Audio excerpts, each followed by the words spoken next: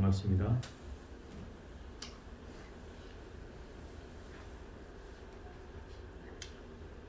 결제가 시작한 지가 엊그제 같은데 한 해가 지나버렸고 또 마지막 수업 시간이 됐습니다. 여러분은 뭐 설에 한번 쉬어가지고 11번에 이제 끝나게 되었습니다. 오늘은 이제 뭐 결론 같은 얘기가 될 것 같아서 총 정리를 한번 해보는 시간으로 갖겠습니다. 불교에서 말하는 수행에 대한 의미를 한번 정리를 해보겠습니다.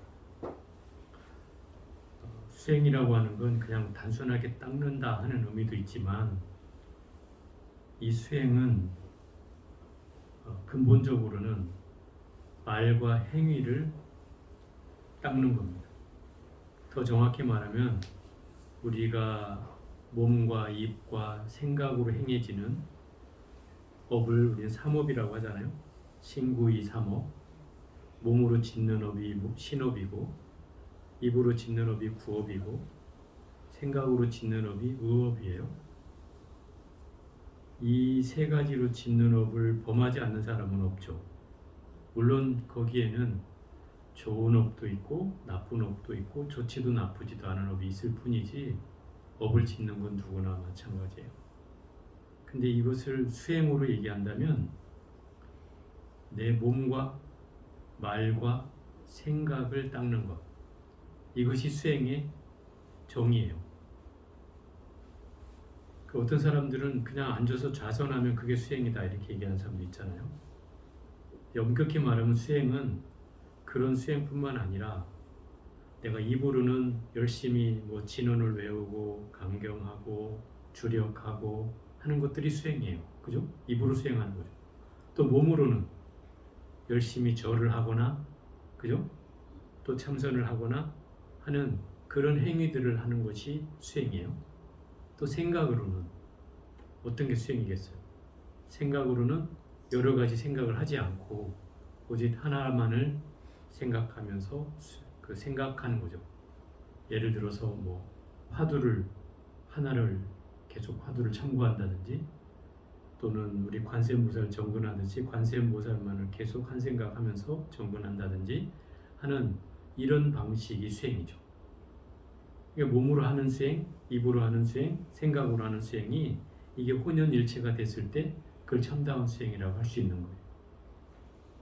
우리가 좁게 말하면 우리가 알고 있는 기존의 수행은 스님들이 좌복에 앉아서 정진하는 거를 우리는 그냥 단순하게 그게 수행이다 라고 얘기하고 우리가 하는 방식을 우리는 수행이라고 하지 않고 뭐라고 해요? 여러분들은 기도한다 이렇게 얘기하잖아요. 근데 사실 엄격히 따지면 여러분이 하는 그 기도도 수행인 거예요. 그래서 이걸 착각하면 안 된다는 거죠.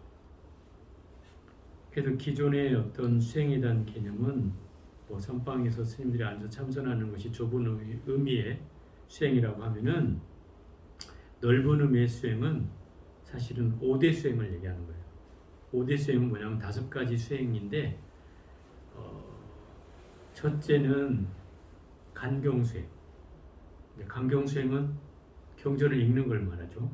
우리가 여러분들이 뭐 소위경전을 읽는 게 간경수행에 해당하죠. 두 번째는 사경수행. 열심히 이제 베껴서 쓰는 게 사경수행이에요. 이것도 수행이 하나죠. 또 세 번째는 주력수행이라고 해요. 주력수행. 주력이 뭐예요? 주력이나 연불수행 이렇게 해야죠. 주력은 진언을 외우는 거를 이제 주력수행이라고 해요. 진언이라는 것은 뭐 온만이 반매음이나 그죠? 또는 뭐 광명진언 여러분 제일 많이 하는 거 있잖아요. 그런 진언을 계속 그 염주를 가지고 돌리면서 뭐 백독을 한다든지 천독을 한다든지 이렇게 하면서 하는 수행을 주력수행이라고 하고 연불수행은 아까 정근한 것처럼 관세음보살을 계속 일념으로 부르는 것이 연불수행이에요. 진언수행과 연불수행은 같으면서 다른 게 주제가 다른 거죠. 진언은 그 부처님이 말씀하신 진언을 가지고 하는 수행이기 때문에 그걸 주력수행이라고 하고 또 석가모니불이나 관세음보살이나 또는 지장보살이나 이런 부처님의 명호나 보살님의 명호를 일령으로 부르는 것을 연불수행이라고 합니다. 그 수행을 세 번째 수행이라고 해요. 주력과 연불은 이제 같이 지금 묶어서 얘기하는 거예요. 그 다음 네 번째 수행은 여러분이 제일 아까 처음에 얘기했던 것처럼 참선하는 수행이죠. 참선 수행. 화두를 들거나 또는 뭐 비파사나를 들거나 또는 여러분들처럼 나무불을 드는 그런 수행 방법을 참선 수행이라고 해요. 그리고 다섯 번째가 하나 더 있어요. 그 용성 스님이 써놓은 책에는 5대 수행이라고 해서 불사 수행이라고 되어 있어요. 불사 수행. 불사도 수행이다 이런 거죠. 불사가 뭐예요? 여러분이 알고 있는 불사는 어떤 건물을 짓고 그것을 시주하는 것을 불사라고 얘기하는데, 그 불사는 이제 넓은 의미로 보면 모든 불사가 다 해당돼요. 그 불사는 정신적인 것 또는 물질적인 것 다 포함해서. 그럼 정신적인 불사는 뭘까요? 네? 어쨌든 진리를 뭔가 전달하는 것, 주고받는 것, 이런 게 이제 정신적인 영역의 그 불사라고 할 수 있죠. 여러분들이 다른 사람에게 부처님 말씀을 전해서 그런 사람을 법당에 오게 한다든지 하는 불사라고 하면 그 넓은 의미의 이제 정신적인 영역의 불사라고 할 수 있고, 또 좁은 의미로 보면 이 불사는 부처님을 위해서, 부처님의 형상이 지어진 곳을 위해서 거기에 집을 짓거나 건물을 짓거나 뭐 수행을 할 수 있는 공간을 짓거나 또는 주변의 스님들이 기거할 수 있는 공간을 지어가는 그런 불사.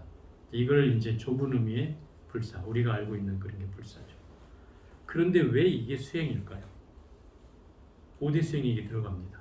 전통적으로. 그러니까 우리가 수행의 의미는 아까 제가 그랬잖아요. 몸으로, 입으로, 생각으로 그 세 가지를 닦는 것. 이게 수행이라고 했잖아요. 그럼 불사를 하면서 그게 부처님 일이기 때문에 내가 늘 수행하는 마음으로 불사를 해야 된다는 뜻이겠죠. 그래서 불사도 수행처럼 해야 된다는 거죠. 그래야만이 이 수행이 될 수 있고, 불사가 그 소위 말하는 그 삿된 의미의 불사가 되지 않고 바른 의미의 불사가 될 수 있어진다는 뜻이기도 하죠. 그래서 이 다섯 가지 수행을 5대 수행이라고 하고, 이것이 모든 불교의 수행의 그 대략이에요, 대략. 이 범주 안에 거의 다 들어가죠. 그러면 부처님은 과연 이 수행에 대해서 뭐라고 했을까? 뭐 어떤 분은 그렇게 얘기하는 분도 있더라고요. 제가 어디서 들었는지 모르겠는데, 부처님은 수행을 하라고 하지 않으셨다. 그러니까 뭐 기도를 하라고 했다. 또 어떤 사람이 이렇게 얘기하는 사람도 있더라고요. 그래서 제가 그 말을 듣고 정말 그럴까 싶어서 제가 부처님 경전을 다시 한번 찾아본 적이 있어요. 근데 부처님은, 자, 우리 금강경부터 한번 얘기해 볼까요? 금강경 제1장에 나오잖아요. 아난존자가 나는 이와 같이 들었다. 수고리. 네? 수고리. 금강경 수고리지. 아난존자는. 여시아문 얘기하는 거야 지금. 죄송해요. 그 경전을 들은 사람은 아난존자다 이 말이에요. 그잖아요. 여시아문의 그 아는 아난존자예요. 나는 이와 같이 들었습니다. 대중들 앞에서 지금 이걸 공표를 하는 거예요. 경전의 모든 서두는 여시아문이잖아요. 그 아가 아난존자예요. 아난존자가 대중들 앞에서 나는 이와 같이 들었다고 얘기하면서 수보리그는 이렇게 말했고, 부처님은 이렇게 대답했다, 이런 내용이죠. 그게 이제 금강경인데, 첫 번째 대목이 뭐예요? 부처님께서 사위성에 들어가셔서 1250 비구와 함께 탁발을 하셨다. 그죠? 탁발을 하시고 차례차례 성을 돈 후에 돌아오셔서 본래 자리로 돌아와서 환지본차 하셔가지고 손발을 씻으시고 자리를 펴고 앉으셨다. 공양을 드신 후 자리를 펴고 앉으셨다. 뭐 이렇게 나오잖아요. 자, 이 대목을 한번 잘 떠올려 보면 부처님의 일상의 모습이 그려지죠. 그죠? 아침에 7시가 되면 대중들과 함께 가사를 수하고 바루를 들고 그리고 그걸 한 손은 차수를 하고 발을 들었어요 옆으로. 그리고 천천히 내 앞을 응시하면서 걸어가는 거예요. 그리고 스님들은 이럴 때 안행이라고 해서 기러기 모양의 기러기처럼 한 줄을 따라서 쭉 간격으로 일자로 간격으로 부처님을 따라서 가게 되어 있어요. 그게 법이야. 그걸 안행이라고 해요. 안행을 하면서 스님 그 부처님을 쫓아서 성으로 걸어 들어가죠. 사실 성으로 들어가는 길을 아마 빠른 걸음으로 가면 한 2, 30분이면 가요. 더 짧은 데는 10분이면 가. 근데 그거를 예를 들어 차수를 하고 내 자신을 관조하면서 천천히 이렇게 걸어간다고 생각해봐. 그럼 시간은 거의 2배 이상 걸리겠죠. 그러면 7시 반에서 8시 사이에 이제 그 성 안에 들어가게 되고, 그 성 안에 들어가면 부처님이 처음에는 당연히 그 공양을 하는 방법을 몰랐을 터이니 일일이 집을 다니면서 구걸을 하다시피 해서 밥을 얻어오곤 했어요. 그런데 이때 금강경이 설해질 때는 이미 그 칠가식이라는 게 나왔을 때예요. 칠가식은 뭐냐면 한 집을 돌지 말고 7집을 돌으라고 하는 거예요. 그게 나왔다는 건 무슨 얘기냐면 이제 사람들이 매일 가다 보니까 어디 집이 맛있는지를 아는 거죠. 응? 그래서 맛있는 집을 가고 싶은 마음이 있잖아요. 중생심은. 그죠? 근데 맛있는 집을 자꾸 거기서만 음식을 얻어오니까 스님들이 그런 스님들이 생겨나니까 부처님이 이제 방법이 또 하나 생긴 거죠. 계율을 하나 정해가지고 가난한 자든 부자든 가리지 말고 7집을 돌도록 해라. 이렇게 한 거예요. 그래야 모든 사람에게 공덕을 지을 수 있는 기회를 주라는 거죠. 그래서 7집을 이렇게 돌게 했어요. 그러니까 이제 그게 없어졌죠, 당연히. 그래서 공양을 탁발을 해가지고 또 다시 안행을 해서 제자리로 돌아오는 거예요. 그럼 사실 길은 얼마 안 되지만 그 안행에서 왔다 돌아오는 시간이 거의 2시간이 걸리는 거예요. 그런데다가 탁발을 하는 시간까지 치면은 거의 9시 반에서 10시, 좀 빠른 곳에는 이렇게 도착하죠. 그 시간이 사시예요, 사시. 그죠? 9시부터 11시가 사시잖아요. 부처님이 그 40대 공양을 드셨어요. 그래서 우리가 사시 공양이라고 하는 거예요. 그리고 40대는 뭐를 올려요? 마지를 올리잖아요. 밥을 해가지고 부처님 마지를 올리는 것은 부처님이 그때의 공양을 드셨기 때문에 그 시간에 맞추어서 그 바루에 공양을 담아가지고 부처님께 올리는 거예요. 매일. 그것도 요새는 이제 뭐 간략하게 하기 위해서 뭐 생미를 올리는 경우도 있지만 대체로 밥을 해서 올리는 게 그 40대에 부처님이 드셨던 그때를 매일 이제 하면서 그 기도가 끝나고 나자 그때 스님들이 밥을 먹는 거예요. 그러니까 기도가 보통 11시나 11시 반 사이에 끝나잖아요. 그러면 이제 그 시간에 12시가 되기 전에 스님들은 이제 바로 공양을 하든지 뭐 상공양을 하든지 이렇게 하는 거죠. 그래서 모든 절이 이제 대체로 이렇게 이루어지는 거죠. 그러니까 부처님의 일상의 모습이 뭐였어요? 다 공양을 하시고 손발을 씻으시고 나서 뭘 했다고 해요? 자리를 펴고 앉으시었다. 이거죠. 그럼 뭐 했다는 거예요? 선정에 들었다는 거죠. 그죠? 늘 밥만 먹으시면 일상으로 이렇게 한 일이에요. 이게 부처님이. 그래서 그런 얘기도 해요. 경전에 보면 비구들이여 정진하라. 틈만 있으면 이런 얘기를 하셨단 말이에요. 그래서 공양하고 나면 의뢰의 손발을 씻고 앉아서 정진한 거예요. 그냥 나무 밑에 앉아서. 부처님은 어떤 사람이 그래요. 부처님 팔만대장경을 설해 놓으니까 부처님은 아마 그 깨닫고 났으니 수행도 안 하시고 사람들만 만났을 것이다. 팔만대장경을 설하려면 얼마나 사람을 많이 만났겠냐 이렇게 얘기하지만 실상은 그렇지 않았어요. 매일 만나는 게 아니라 말이에요. 물론 찾아오면 만났지만 찾아온 사람은 거절하진 않았어요. 부처님 경전에 나오는 걸 보면 거절하진 않았어요. 물론 침묵으로 대한 적은 있어요.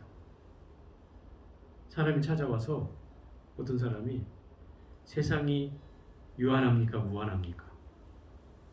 세상이 내가 죽은 후에 윤회를 합니까? 하지 않습니까? 또 이 지구에 종말이 있습니까? 없습니까? 또 열애가 죽은 뒤에는 사후가 있습니까? 없습니까? 막 이런 철학적인 질문들을 열 몇 가지를 던지는데 그때 부처님이 침묵해요. 유일하게 침묵한 대답이 침묵이었어요. 그러고 나서 다시 되묻죠. 한참을 침묵한 후에. 그때 전동자라는 사람이었는데 전동자요. 그대에게 화살이 하나 날라왔다. 응? 그래서 화살이 그대의 발등에 박혔다. 만약에 그대는 이 화살이 그냥 화살도 아니고 독화살이 내 발등에 박혔는데 어찌하겠는가? 부처님이 이렇게 되물어요. 만약에 지금 자네의 질문대로라면 그 쏜 사람이 누구인지, 또 그 화살이 어느 방에서 날라왔는지, 그 화살의 독은 어떤 성분이며, 화살촉은 무슨 쇳도막으로 됐는지, 만약에 이런 성분을 따지고 있다면, 그 쏜 사람의 신분이 무엇인지를 따지고 있다면 자네는 어떻게 되겠는가? 어떻게 되겠어요? 죽고 말겠죠. 독화살이니까. 그 얘기를 부처님이 비유로서 대답을 해주는 거예요. 왜? 세상이 유한한가 아닌가를 어떻게 알 수 있어요? 죽어봐야 알지요. 그렇지 않아요? 또 내가 있다고 한들, 또 부처님이 있다고 한들 그걸 안 믿으면 또 그뿐이잖아요. 그러니 이게 말을 할 수 있는 대상의 것이 아닌 거죠. 그래서 부처님이 대답을 하는 거예요. 대신에 부처님의 가르침은 바로 여기에 있다는 걸 가르쳐주는 거죠. 네 발등에 떨어진 불이나 꺼라. 그게 불교다. 중요한 건 네 마음에 괴롭고 힘든 것, 이거 먼저 빨리 뿌리 뽑는 게 더 중요한 일이지. 그것도 빼지 않으면서 누가 나를 이렇게 괴롭혔는지, 누가 나한테 이렇게 괴로움을 줬는지, 그 신분이 무엇인지, 그 사람이 남자인지 여자인지 이런 걸 따지고 있다면 그러면 그 괴로움이 해결되냐 말이죠. 안 되죠. 안 되잖아요. 만약에 상대를 탓하고 있으면 괴로움이 해결되냐고요. 안 돼요. 불교는 그런 괴로움을 빨리 제거하는 게 불교라는 거예요. 그럼 결국 여기에는 실천 수행이 겸비되지 않으면 불교의 가르침이 아닌 거죠. 철학은 불교가 아니에요. 어떤 사람들은 불교를 철학이라고도 얘기해요. 근데 불교는 철학이 아니에요. 절대 철학이 아니에요. 그렇게 얘기하는 사람들은 불교의 한 단면만 본 거예요. 왜냐하면 부처님은 깨달음을 얻은 사람이에요. 그죠? 그래서 부처님이라고 하잖아요. 그리고 모든 중생에게 그 깨달음을 주겠다고 하신 분이잖아요. 그럼 깨달음을 주기 위해서는 그 실천 방법을 알려준 분이잖아요. 그러니까 어떤 이론을 알려준 게 아니고 실천 방법을 알려준 거예요. 그걸 실천해 가는 것이 수행이고요. 그러니 결국 부처님이 하신 말씀은 철학이 아니라 바로 내가 깨달음을 얻을 수 있는 방법을 제시해 준 것이죠. 그거에 지나지 않는 거예요. 괴로움을 제거해라. 그거죠. 그게 이제 부처님 말씀의 핵심인 거예요. 그러니 부처님은 누가 찾아와서 묻지 않으면 늘 그렇게 나무 밑에 앉거나 또 절이 있으면 절에서 정진을 하신 거예요. 그게 부처님의 일상이었어요. 그러니까 부처님은 수행하고 산 게 평생인 거예요. 따져보면. 뭐 찾아온 사람이 뭐 하루 종일 대화하겠어요. 그죠? 한두 시간 길어봐요. 그 제일 긴 사람이 누구였냐면 경전에 제 기억으로는 아마 그 욕쟁이 바라문이 하나 있었어요. 욕쟁이. 그 부처님한테 와서 부처님을 어떻게든 이겨보려고 부처님한테 대놓고 막 욕을 해요. 한 2시간을 욕을 하죠. 근데 부처님이 그걸 다 듣고 있어요. 거기다 심지어는 입에 미소까지 띄면서 저는 절대 안 되더라고요. 누가 나를 욕하고 있으면 10분을 못 참아. 저는 그런데 부처님은 그 2시간을 이렇게 미소를 탁 띄고 그걸 듣고 있어요. 우리가 그런 말 있잖아요. 웃는 낯에 침묵 뱉는다. 그죠? 웃고 있으니까 저 사람을 어떻게든 모욕을 주고 하루 종일이라도 저 사람을 욕하겠다고 마음 먹고 왔는데 한 2시간 하고 나니까 이제 할 말이 없는 거예요. 자기가 지쳤어 이제. 아무 말 없이 있으니까 부처님이 그러죠. 자, 아무개야, 내가 너에게 질문을 하겠다. 한번 대답해 보거라. 이러면서 질문을 해요. 너희 집에 손님이 찾아왔다. 그 손님이 찾아왔는데 손님이 선물을 들고 왔다. 근데 선물을 주인한테 줬는데 주인이 선물을 안 받겠다 한다. 안 받겠다고 한다. 그러면 이 선물은 누구의 것이냐? 이렇게 물어. 누구의 것이에요? 가져온 사람 거죠. 가져온 사람이 선물을 줬는데 주인이 안 받겠다고 하니 그럼 결국 가져온 사람 거잖아요. 이 말을 하니까 이 사람이 거기서 이제 참여를 하고 부처님께 귀하는 대목이에요. 지혜 있는 사람이란 벌써 이 대목에서 깨닫는 거죠. 네가 나한테 열심히 선물을 줬지만 나는 받지 않았다. 그럼 누구 것이냐? 요새 애들 말로 반사 뭐 이런 거야. 네? 그죠? 이 대목이 굉장히 시사하는 바가 있어요. 여러분들도 누가 나를 힘들게 하면 뭐라고 해요? 그러면 좋은데 대체로는 내가 막 속이 부글부글 끓죠. 속이 끓고 막 같이 또 해보고 싶고 또 막 싸우고 싶고 막 이러잖아요. 그럴 때 이 대목을 떠올려 보란 말이에요. 부처님도 이 2시간을 욕을 하는 사람을 속에서 미소를 띠고 앉아서 그 얘기를 다 들어주셨는데 내가 아무리 중생이지만 저 사람 얘기를 단 5분도 못 들어주겠나. 그런 마음으로 그걸 떠올려 보면 내 마음이 한풀 꺾이겠죠. 저는 이 금강경에 나오는 얘기하고 이 얘기 2가지를 내가 화가 날 때 좀 떠올려요. 금강경에도 보면 그 대목이 나와요. 그 가리왕이라고 하는 사람이 등장해서 할절신체, 그죠? 몸뚱아리를 다 갈갈이 마디마디를 베어내고 끊어낼 때 부처님이 어떻게 했다 그래요? 성내거나 원망을 갖지 않았다. 그죠? 그 대목이 왜 나오냐면 이 가리왕이라는 사람이 아주 극악무도한 왕이에요. 가리왕이라는 말 자체가 극악무도하다는 뜻이에요. 근데 이 사람이 왜 부처님을 해하게 되냐면 그 궁궐에서 자기 시녀들을 데리고 와서 이쁜 시녀들을 데리고 와서 숲속에서 놀고 있었어요. 거기다 숨바꼭질을 한 거예요. 그래가지고 왕이 술래가 돼서 왕이 눈을 감고 있는데 시녀들이 그럼 숨어야 될 거 아니에요? 숨었어요. 그래서 그때부터 이제 눈을 뜨고 찾는데 아무리 찾아도 시녀들이 안 보이는 거예요. 그 찾다 막 어땠겠어요? 불다가 났겠죠.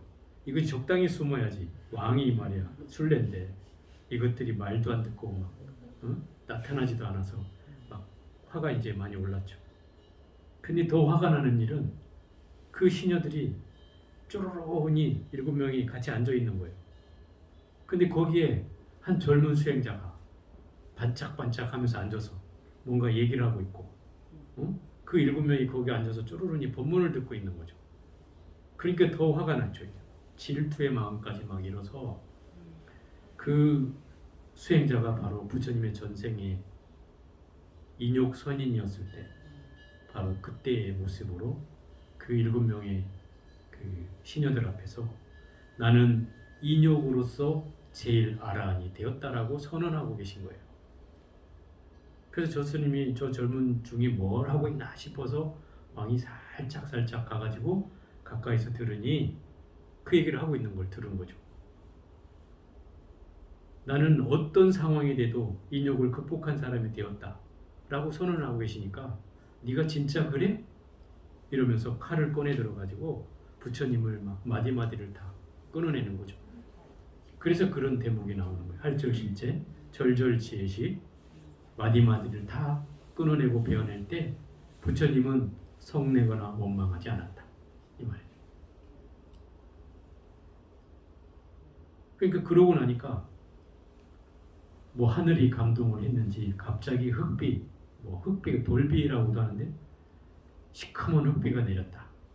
막 천둥번개가 치면서 그래가 갑자기 이 왕이 놀래가지고 막 두려운 마음이 일어서 그 부처님한테 막 참회하는 대목이 나와요.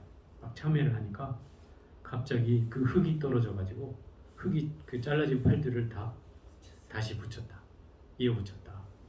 그래서 원상의 몸이 돌아왔다. 뭐 이런 내용이 이제 뭐 설화 같은 얘기지만 어쨌든 실제 전생담에 나오는 얘기 중에 하나고 그 뭐 대략의 이야기들은 나오지 않지만 그 끊어졌다는 부분은 금강경에 나오는 대목이죠. 어쨌든 이게 이 얘기와 아까 말한 욕쟁이 그 바람의 두 가지 얘기가 사실은 제가 진해가 일어날 때마다 늘 떠올리게 되는 대목이에요. 여러분들도 화가 많이 날 때는 그 부처님도 이렇게 하셨는데 내 몸뚱아리를 베이고 잘려낼 때도 성내고 원망하지 않았는데 하물며 말 몇 마디로 내가 이렇게 상처가 나서야 되겠나 이러면서 마음을 좀 돌리면 훨씬 더 좀 수월하지 않겠어요?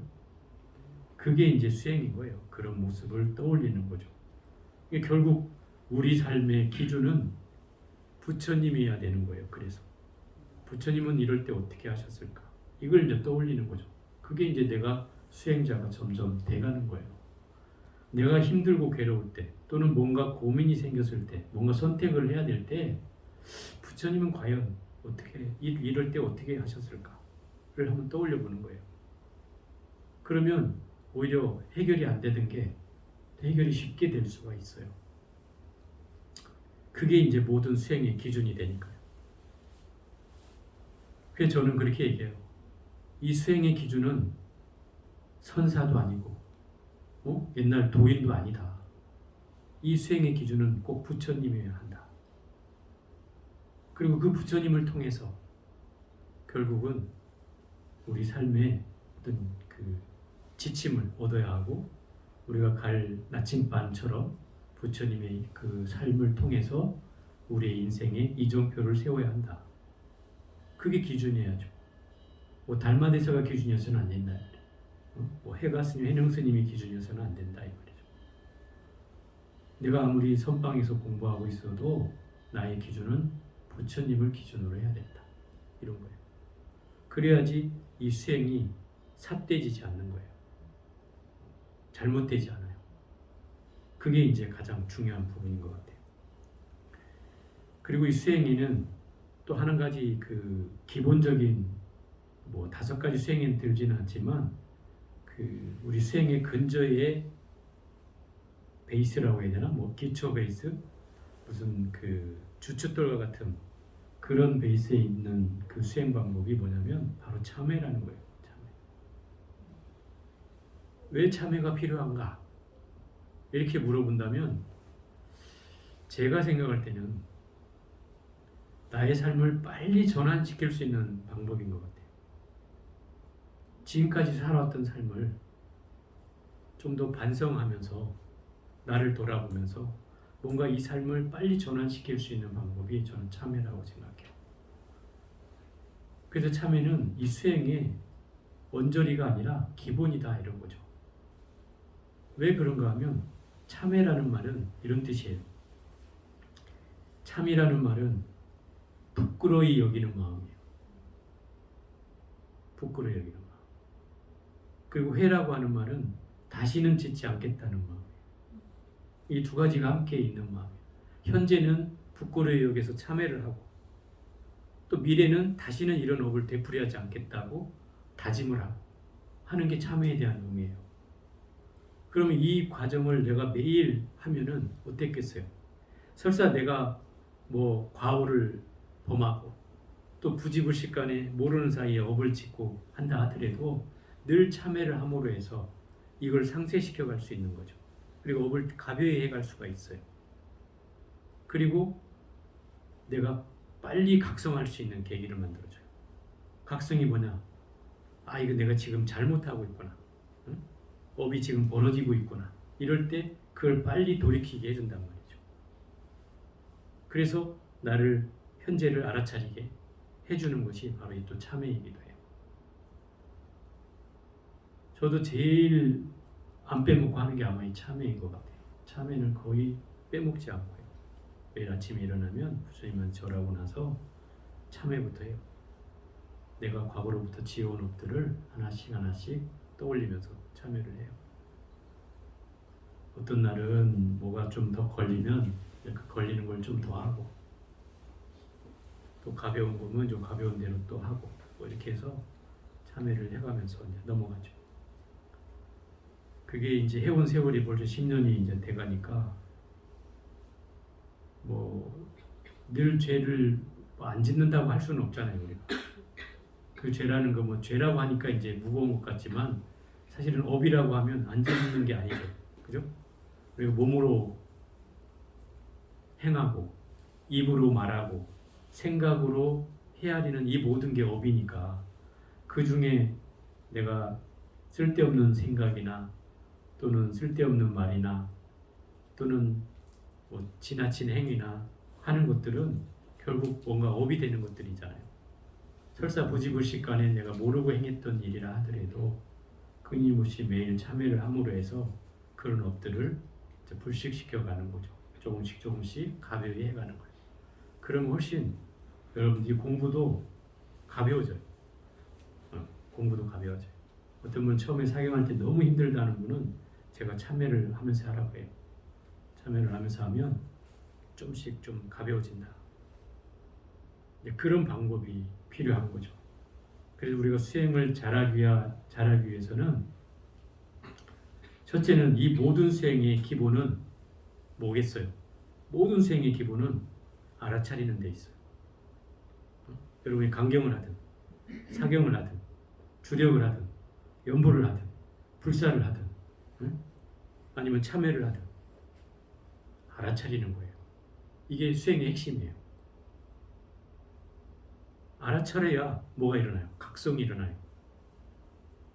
각성이 일어나야 그 현재에 머물게 돼요. 과거에 끌려가지 않고 미래를 걱정하지 않고 오로지 현재를 보게 돼 있어요. 각성의 효과는 여기에 있어요. 현재에 머물게 하는 거예요. 물론 현재에 머무는 일도 사실은 또 차기긴 하지만 그러나 수행은 현재에 있는 거니까 늘 현재를 바라보게 해주는 거죠.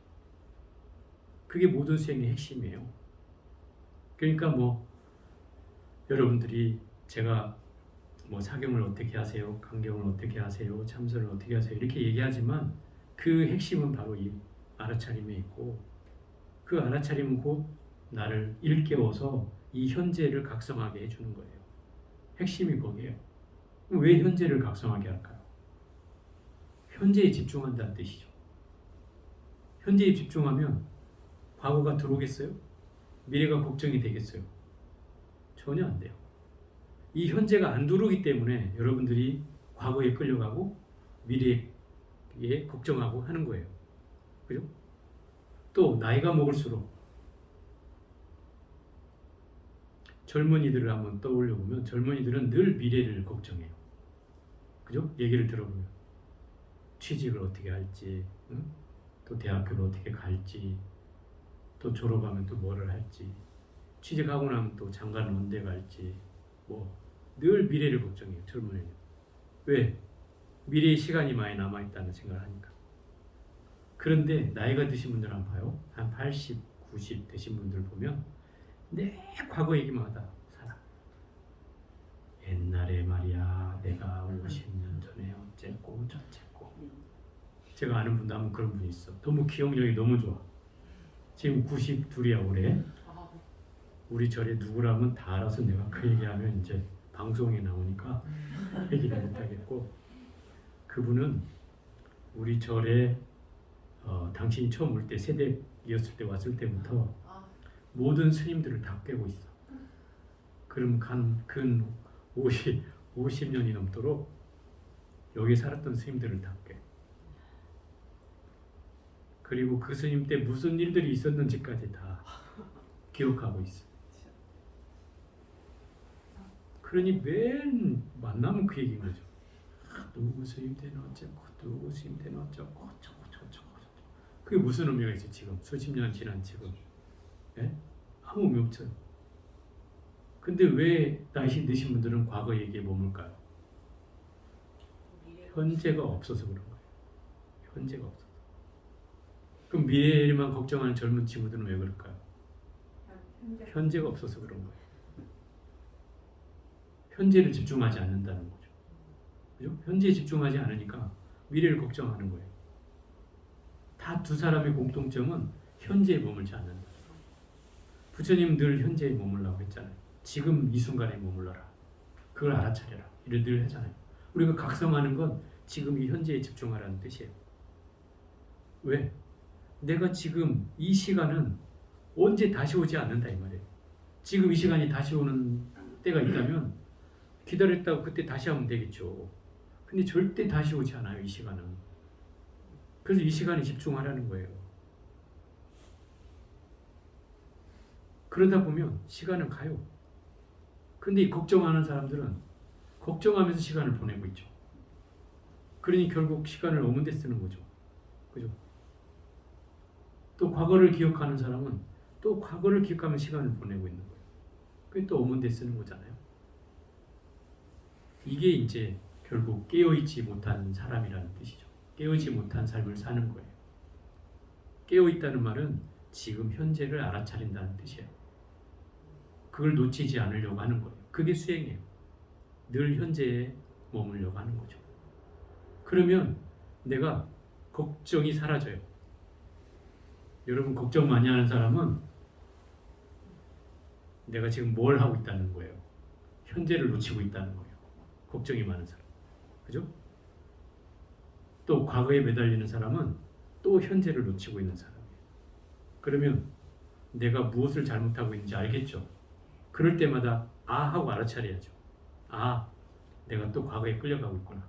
또 미래를 걱정하고 있구나. 이거 불필요한 일인데. 부처님 아무 의미가 없다 그래. 그죠? 왜? 과거는 이미 지나가 버렸고 미래는 아직 오지 않았다. 근데 왜 걱정하고 왜 지난 일을 가지고 후회를 하느냐? 부처님 이렇게 얘기하는 거죠. 중요한 건 네 현재를 지금 봐라. 그게 더 중요한 일이다. 나를 각성한다는 것은 내가 주인공이 된다는 뜻이에요. 내가 주인공이 된다는 뜻이에요. 그러면 내가 과거를 기억하고 과거를 후회하고 미래를 걱정하는 삶은 거기에 끌려가는 거예요. 과거 미래에 끌려가는 거예요. 그건 주인공이 아니고 과거 미래의 노예가 되는 거예요. 내가 그 순간에. 그러니까 그렇게 살지 말라는 거죠. 거기에 이제 부처님 말씀의 핵심이 있는 거예요. 깨어 있는다는 건 결국 나를 오롯이 주인으로 만들게 하는 거예요. 내 스스로가 나의 주인이 되는 거죠. 누구도 건드릴 수 없어요. 그죠? 내가 이 현재에 깨어 있으면 누구도 건드릴 수 없어요. 그리고 거기에 집중이 되면 미래 걱정할 일 없고, 그죠? 과거 후회할 일 없잖아요. 이게 아주 심플한 거예요. 요새 젊은 애들이 어찌 보면 심플한 것들이 이런 거거든요. 자기 현재에 만족하는 거예요. 요새 젊은 애들 그냥 쿨하다고 하잖아요. 그런 게 뭐예요? 걸리지 않는 거예요. 어떤 상황이 벌어져도 괴로워하지 않는 거예요. 뭐 그럴 수 있어. 그런 마음을 갖는다는 건 결국 뭐예요? 마음에 잔상이나 괴로움을 남기지 않는다는 거죠. 실제로 그렇다면 더 좋은 일이죠. 그죠? 그냥 겉으로 표현만 그렇다면 그 문제가 있는 일이지만 실제로 그렇다면 아주 좋은 그 방법이 되겠죠. 그러니까 여러분들도 나는 어디에 있는가를 봐야 돼요. 나는 과거에 있는가, 미래에 있는가, 어디에 머물고 있는가. 만약에 그렇다면 내가 과거라면 나는 지금 나이대로 가고 있구나. 과거를 기억하고 과거를 후회하고 과거를 자책하는 경우가 많다면 나는 나이가 들어가고 있다는 뜻이에요. 그게. 또 미래를 걱정하고 미래를 기대하는 마음이 있다면 그것은 내가 아직은 좀 남은 시간이 많구나. 이렇게 생각하는 사람이죠. 근데 이 두 가지 다 어리석은 일이에요. 어리석은 일이에요. 왜 어리석어요? 결국 거기에 끌려가니까 그런 거죠. 과거에 끌려가고 미래에 끌려가니까. 요즘 사람 하는 말로 나는 나. 그죠? 내가 다른 사람이 아닌 이상 내가 다른 사람의 삶을 쫓아갈 이유도 없고 나의 삶을 살아야 되는데 나의 삶을 사는 가장 핵심이 내가 주인이 되는 거예요.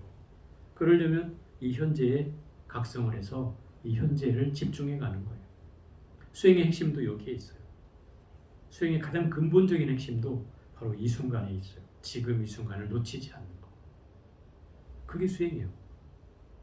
그 참다운 수행이란 뭐겠어요? 결국 지금 이 순간 내 마음을 각성하는데 거기에 있어요.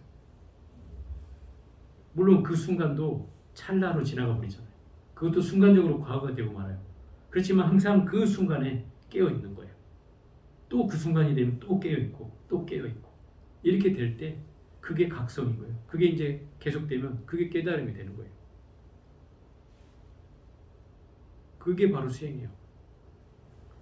그런 수행을 뭐 여러분들한테 뭐 강요하는 건 아니지만 다만 여러분 삶 속에서 그야말로 이 수행의 어떤 이런 방법을 통해서 내 스스로를 깨우치고 거기에서 뭔가 지혜로운 삶으로 나를 전환해 갈 수 있는 게 바로 이런 가치가 여기에 있다는 거예요.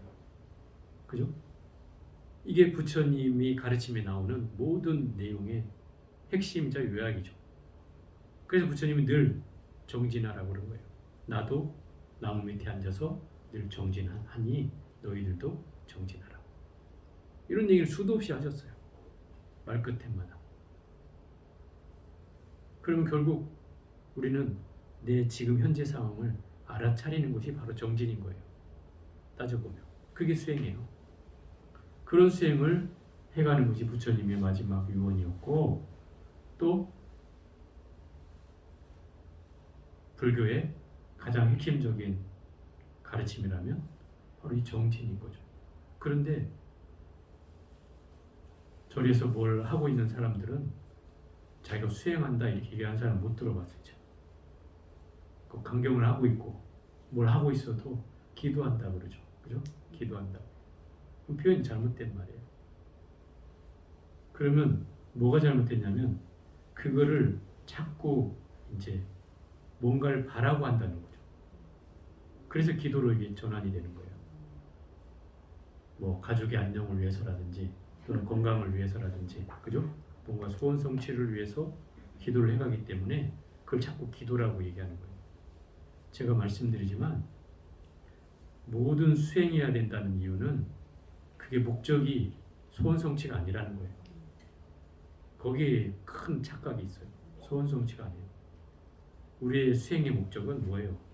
부처가 되고 내가 주인공이 되는 거예요. 그게 목적이어야죠. 그런 공부를 해나가다 보면 자연히 우리 두 팔이 걸어가다 보면 두 팔이 따라오듯이 그죠? 이 가피나 소원 성취는 절로 따라오는 거예요. 수행을 하다 보면. 그게 올바른 기도고 올바른 수행인 거예요. 그러게 돼야지 난 누구를 위해서 기도를 할래. 이게 이렇게 돼서는 안 된다는 거예요. 그 모든 수행의 기준은 누구예요? 남이 아니고 나죠. 나. 그죠? 나여야 되죠. 내가 기준이 돼야죠. 제가 그래서 여러분한테 맨날 얘기하는 거예요. 남편을 위해서, 자식을 위해서 하지 마라. 그게 제일 어리석은 일이다. 왜? 내가 있어야 자식도 있고 남편도 있는 건데 우리가 그걸 반대로 생각해. 심지어 어떤 사람 와가지고 자기가 다 죽어가는데도 저는 죽어도 괜찮으니 우리 남편 자식을 위해서 할 수 있는 거를 가르쳐 주십시오. 이런 사람이지. 제가 그런 사람은 아주 호되게 야단을치죠. 지금은 좀 자비로워졌지만 제가 초창기에는 가만 안 뒀어요. 그런 사람. 심지어 눈물을 쏙 빼놓을 정도로 저한테 가서 따진 사람도 있어요. 어떤 사람한테 소개시켜준 사람한테 가가지고 왜 그런 스님을 소개시켜주냐고 내 세상에 눈물 콧물 다 뺐다고 하면서 막 그런 스님을 소개시켜줬냐고 막 이런 보살도 있었어요. 대부분의 보살들이 거의 99.5%죠. 뭐. 대부분의 보살들이 다 이렇게 해요. 그래서 나는 그걸 바꿔놓고 싶은 거예요. 왜? 수행이 중심이 되면 내가 하게 되고, 그죠? 내가 하게 되면 내가 바뀌게 돼 있어요. 자연히. 그러면 가족들은 그냥 바뀌어요. 자동으로. 내가 그렇게 바꾸려고 수십 년을 싸워도 안 되는 것들이 내가 바뀜에 따라서 자연스럽게 바뀌어져요. 그럼 손 안 대고 코 푸는 방법인데 그잖아요? 더 쉬운 방법이에요. 손 안 대고 코 푸는 방법이에요. 제가 그래서 정작 싸우지 말고 내 스스로를 공부하라고 하는 거예요. 그래서 나를 공부하다 보면 그 싸움이 잘못했다는 사실을 알게 돼요. 스스로가. 아, 내가 어리석어서, 내가 잘못해서, 내가 좀 욕심을 부려서, 또 내가 기대하는 바가 커서 이런 생각을 하게 된다. 그러면 그 생각을 내려놓겠죠. 네. 그러면서 나의 가치관과 생각과 이 행위가 바뀌기 시작해요. 공부를 하다 보면. 그러면 이제 거기에서부터 상대에 대한 뭐 굳이 내가 이해하려고 하지 않아도 상대에 대한 마음이 헤아려지기 시작해. 저절로. 내가 알아지기 때문에. 내 스스로의 모습이 해결되기 때문에 상대가 보여지기 시작하는 거예요. 아, 저 사람도 힘들었겠구나. 나 때문에 괴로웠겠구나. 이걸 이해하게 된다. 그럼 뭐가 돼요? 나한테 저절로 자비심이 생겨나는 거예요. 자비심을 가지라고 하지도 않았는데 저절로 생겨요. 그게 나를 수행하면 모든 게 일어나는 거예요. 그게. 지혜도 일어나고 자비도 일어나고 다 일어나요. 그 부처님을 뭐라고 해요? 양족존이라고 하잖아요. 그죠?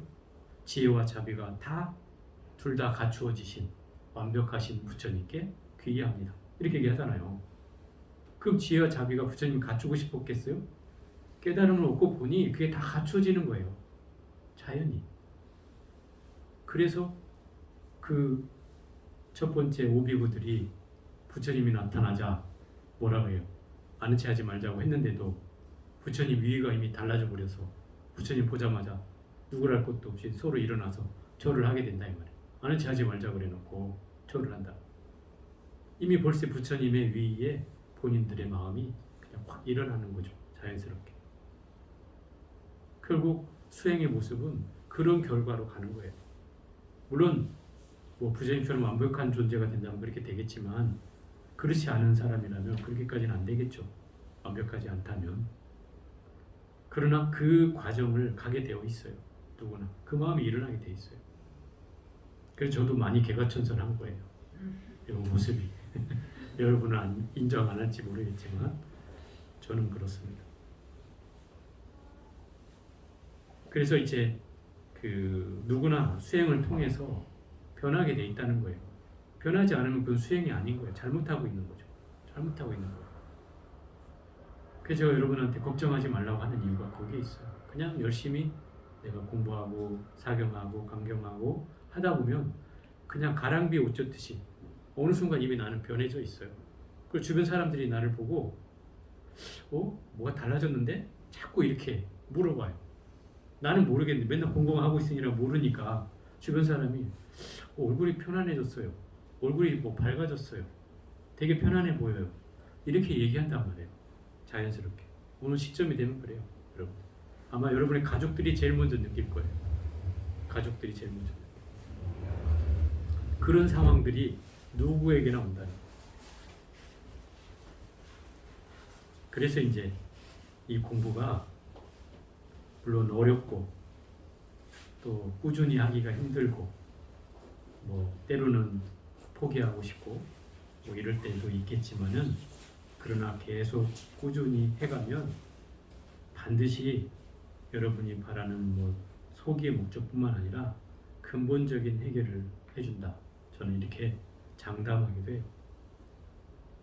어쨌든 이 부처님의 말씀을 통해서 우리의 수행에 지침을 삼고 또 그런 기준 하에서 이 수행을 해나가는 것, 이것이 이 참다운 수행의 가장 큰 기준점이 된다고 하는 거예요. 자, 오늘은 여기까지 하도록 하겠습니다.